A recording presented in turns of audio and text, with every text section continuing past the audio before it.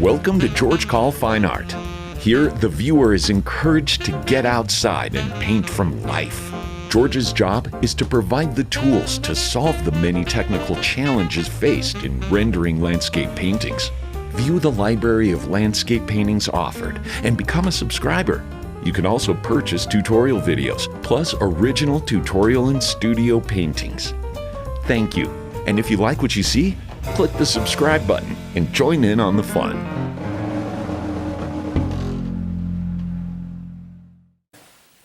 Hello and welcome to part 2 of Timber Brook. I'm George Coll, and so today was balance, and but I couldn't really get into balance till I covered up all that white canvas that I had left over from yesterday. Little mistake, but this is it's a 12 by 14 or something like that. It's a pretty good sized canvas, and I've been busy. All right, so today was balance day, so we worked value color on top of yesterday's value colors to try to even hone it in even more. And so we still had to work on some shapes and change some shadows around, add some shadows, lots of this and that. Okay, so not every painting fits into those nice categories of block in, balance, and detail. Kind of switch back and forth between block in and balance today. All right, I'm not making excuses, it's just it needed to be done. So get outside and paint. Paint with your friends, get critiques, and don't be intimidated by white canvas. Keep painting. That's the big secret. All right. Let's get busy. All right. Bye-bye. Hey, hello, and welcome to part 2 of Timber Brook. So, we've got a lot of white canvas showing. I think we have to go back to stage 1 to, cover the canvas. So, let's get busy with that. So, let's get some light colors behind, that's coming through.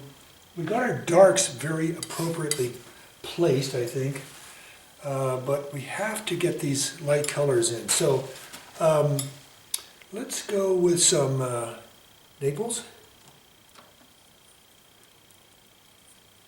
some permanent green,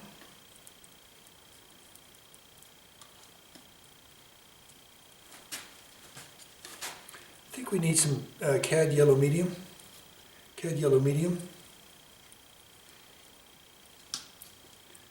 and a little bit of olive. Kind of tone it down a little. I'll see if that is doing the trick. As you can see, I am encouraging you, by example, to mix thoroughly the mixture. This might be too dark, but let me see.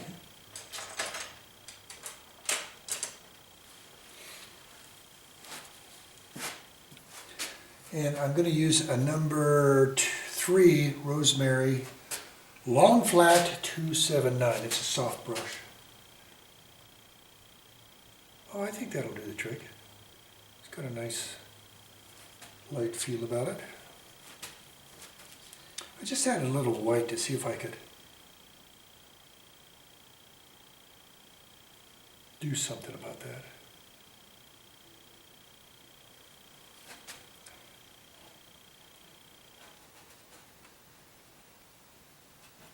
And so what I'm doing is looking at the reference, coming back, loading up. You see, I load up a lot. What I notice with people I've taught is they're always pushing empty brushes all over the place. They're thinking that they're going to get more paint out of it or something. Just keep reloading.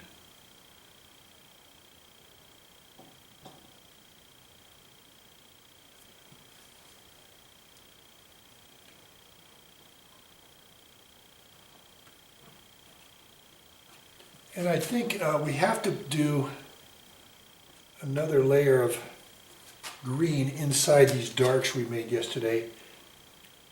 And that's going to be necessary to pull off also. And I hope to get to all that today in this session.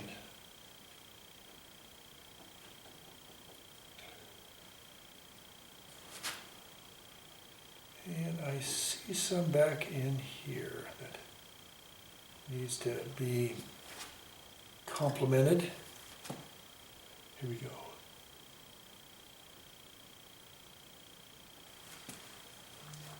Okay, we're making some progress here.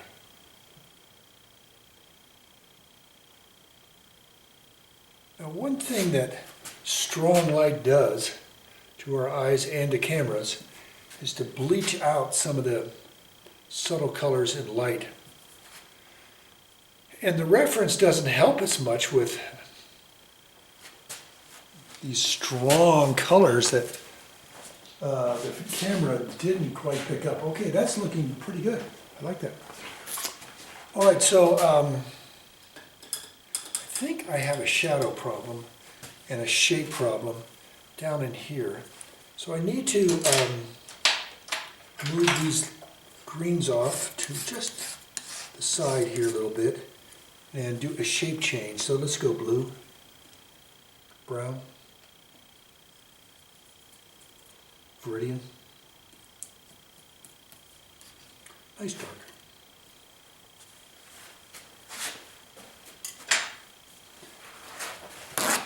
And I'm using the same brush still. And there's really quite a dark in here. And it goes out pretty far. And this one comes down quite a bit also. And this one really kind of comes across here somewhat. There's some darks running through here that I'm reinforcing. There's a dark underneath this tree and within this little tree right here, and a good dark underneath them.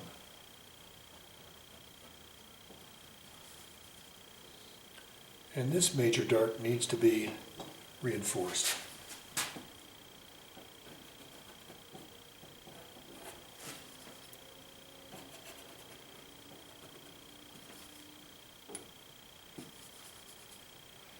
And there's some good guys right under here.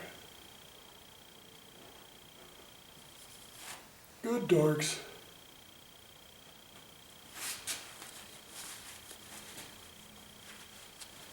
Let's go to the other side and see what we can do over there.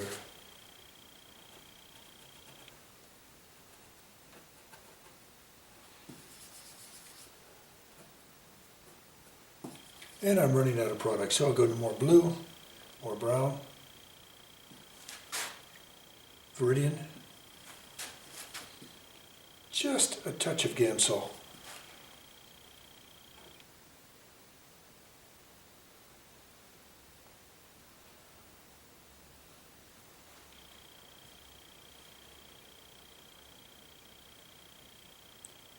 And more. I think I misplaced a log here. I might even get him right if I have time today.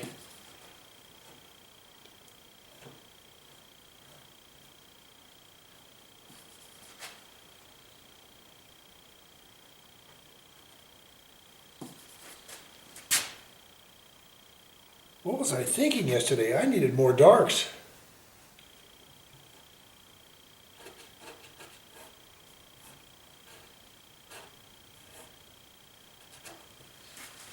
Let me get back and check it out. Wow, that's nice. Okay. So I misplaced a log. How did that happen? I think that is artist error. And I think it's important to get it placed in the right position. Let me see if I can do that.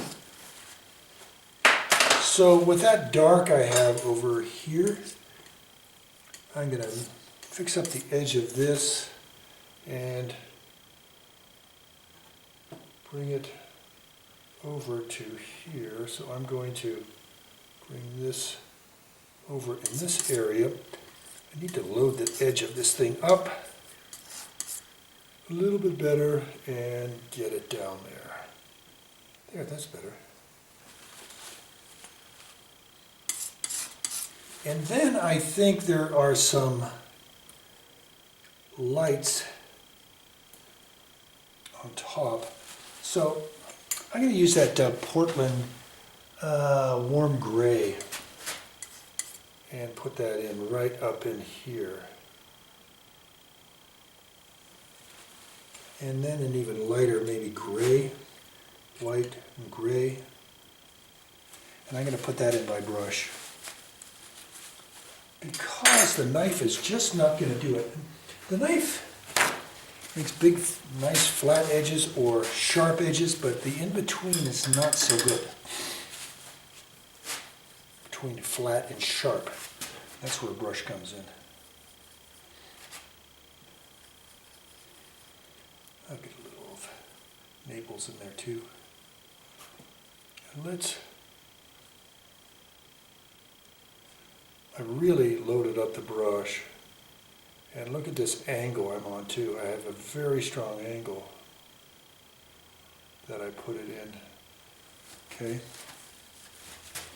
And I think these shadow colors of the logs are somewhat of a blue. So I'm going to put it in shadow from here in. And I'm using cobalt. I just grew some cobalt into this mixture that I was just doing the log with. And you can see here, it's going to come in handy here too.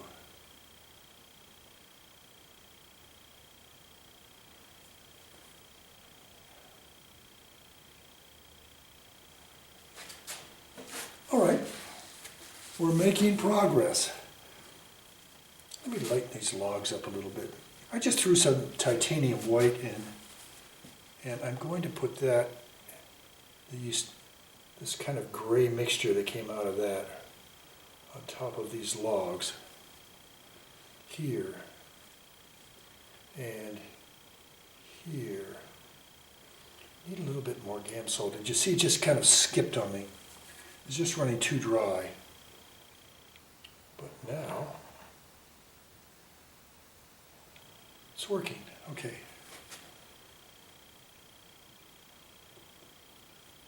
And here we go with lower logs.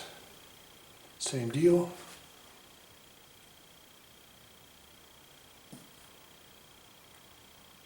It's a little tacky from yesterday, but it's working.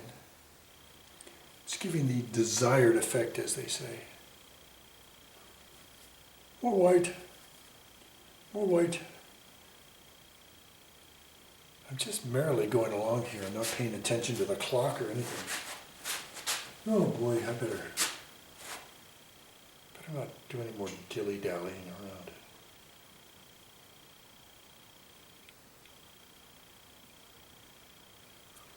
Load it up, for gosh sakes. Okay.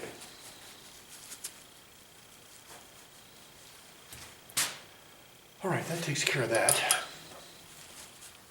Now, we have these darks in here, but really, if you really look inside the pine trees and so forth, there is a subtle green in there. So we're going to go ultra blue, and let's try some olive.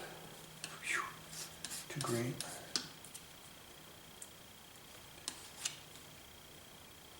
Let's add some brown to that. Brown. That's coming in very nicely. It's like a very, very dark olive. It just says moody pine tree. I know you say I'm painting, pine trees and rocks and logs and stuff like that, but what's also going on in my mind is I I am adding just a little bit of Viridian to it, is balancing shapes. It's like an abstract painting that you're trying to balance things with. Now, I'm not covering all these darks, but I'm certainly making a pretty good impression on it. And this is kind of, I think, dealing with the darks in a very positive, rightful way that describes what I see in pine trees when they're in shadow.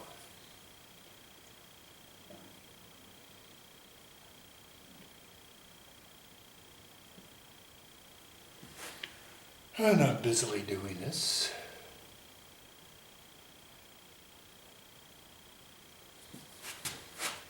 I'm trying to balance out this painting with thicker paint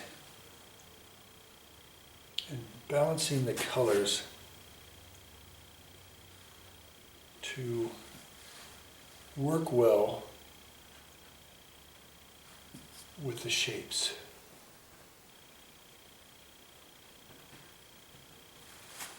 And I think I need to go back and get some darks in here. So I'm doing some blue and brown, Viridian.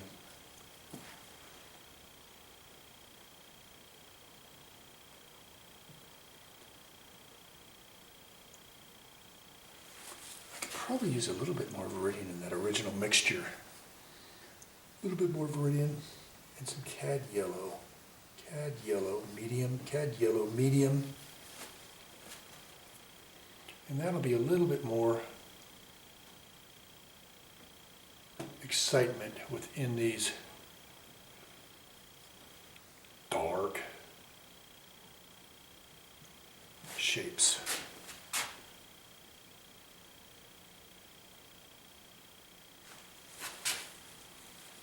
Now, we've got some light to work with. So how are we going to do that? Got these lights back here, lights on the left and right. And let's get over and work on those. Okay, so I'm going to need a better mixing area. And I move these beautiful colors over to the side. And see what I can come up with.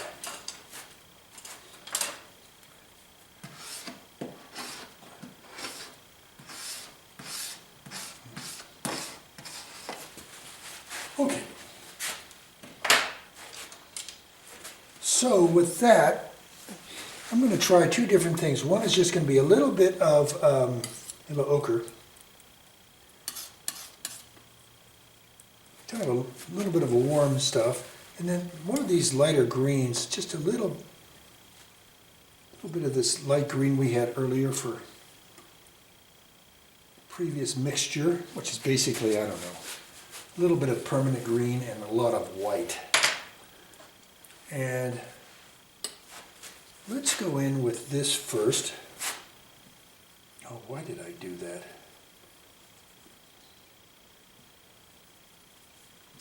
I don't know what this stuff was left over. One of my painting friends squeezed some out on to me. But whatever it is, it's kind of a light green, as you can see, kind of a blue-green. And I'm going to put this light in right back in here. And you can see it in the reference. And there's another one right in here. And I'll put one in here too. I'm gooping up the different sides of this brush. And I'm going to carry some of this light through the trees in this area here.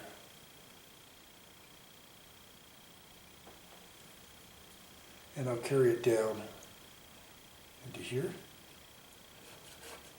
and here and here.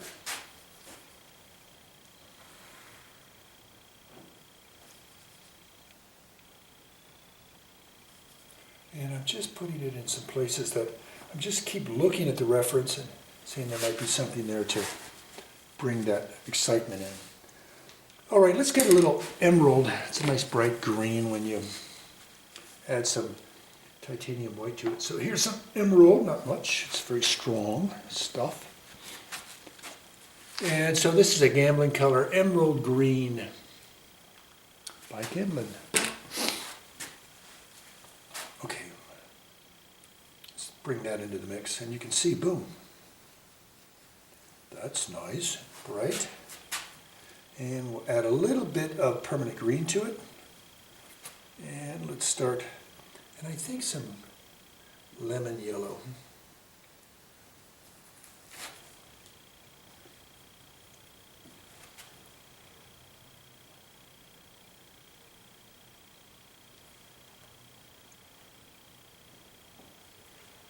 And I'm going to add some of this over to the other side too.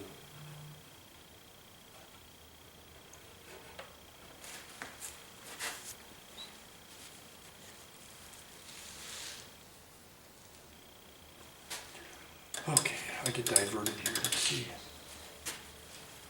And I think this other color that we made, this kind of warmer color, something to do with yellow ochre. And we're going to put some of that in here too, right in here. And in here also.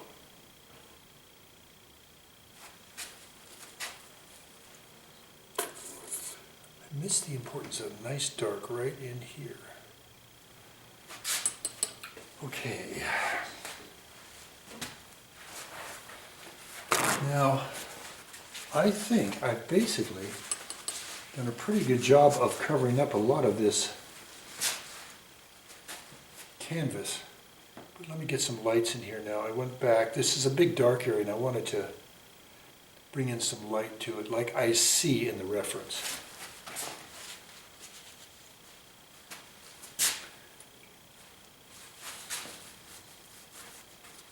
And if I'm going to spend any more time on this today, what I think I might recommend is let's start talking about all those scraggly branches that are coming off the dead logs. I think they're really important right in here.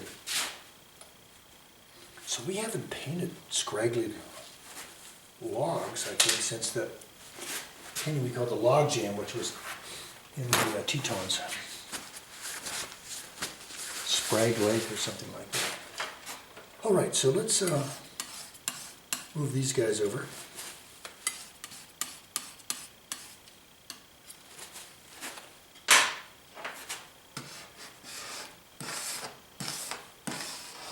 And make a mixing area.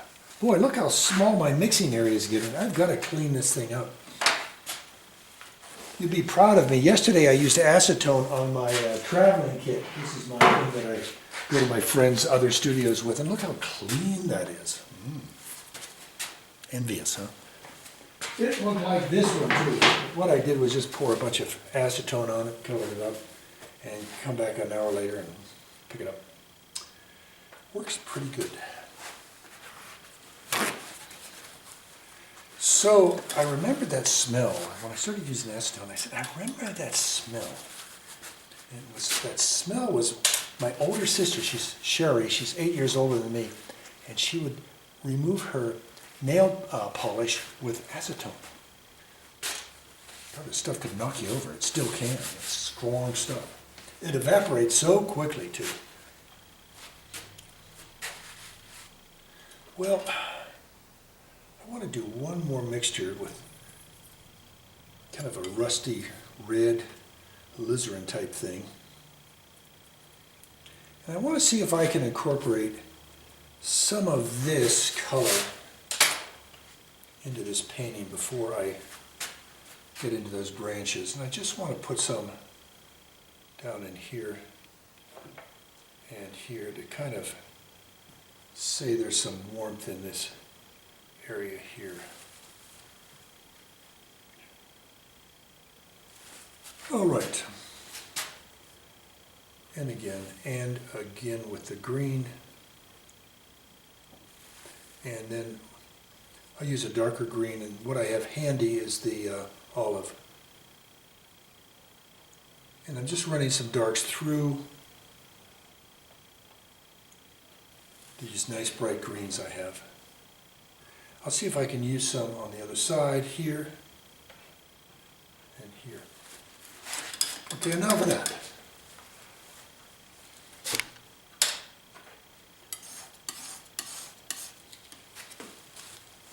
All right, so what I'm going to do is go to, a smaller brush. So I've probably got a number 1, 279. It's kind of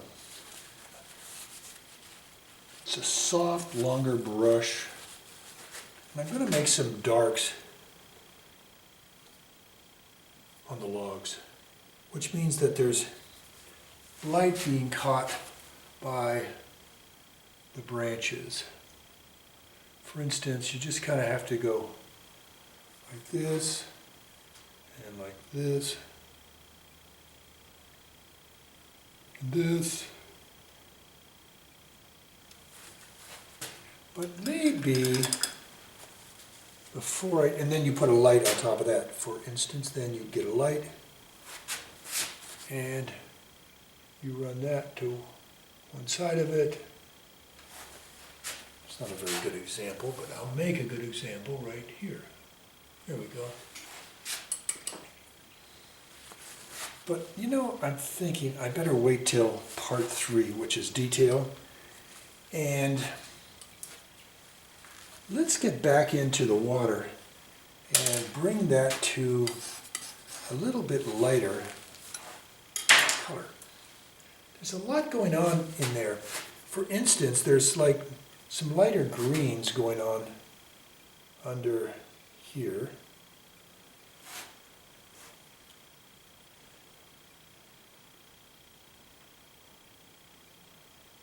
And I'm going to be putting some of these lighter greens. I mean, they're darker than the surface of what we have here, but there are such colors, subtle colors going on in there. So I'm going to play with that now. Oop, I got some contamination in there. Here's some green. Let's get some olive out. So I've got a dark green and a light green. So I've got an olive on one side, and I'll get a little bit of yellow ochre on the other. So there we go.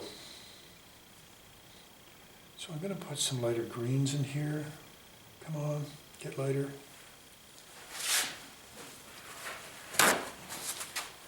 Trying to get this pile a little bit cleaner. There we go. See how, just get in there, be patient, and get your greens in here.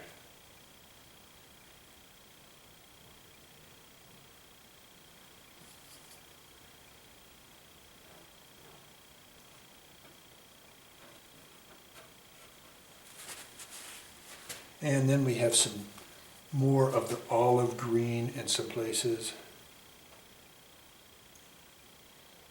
Particularly maybe more on the sides here where it's a little shaded or something of that sort.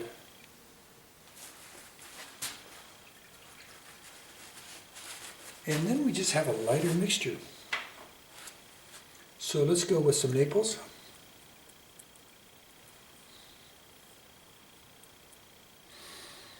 A bit of white. Threw in a little bit of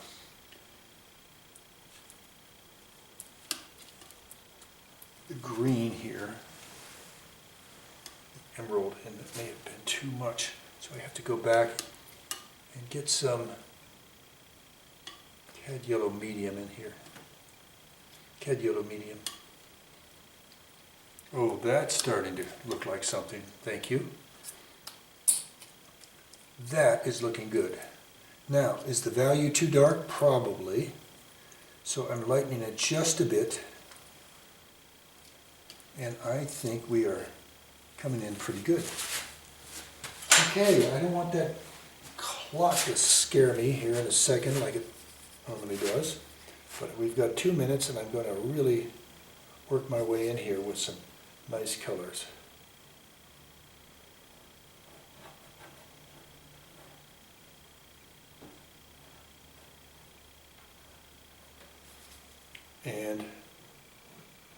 bring it to a close.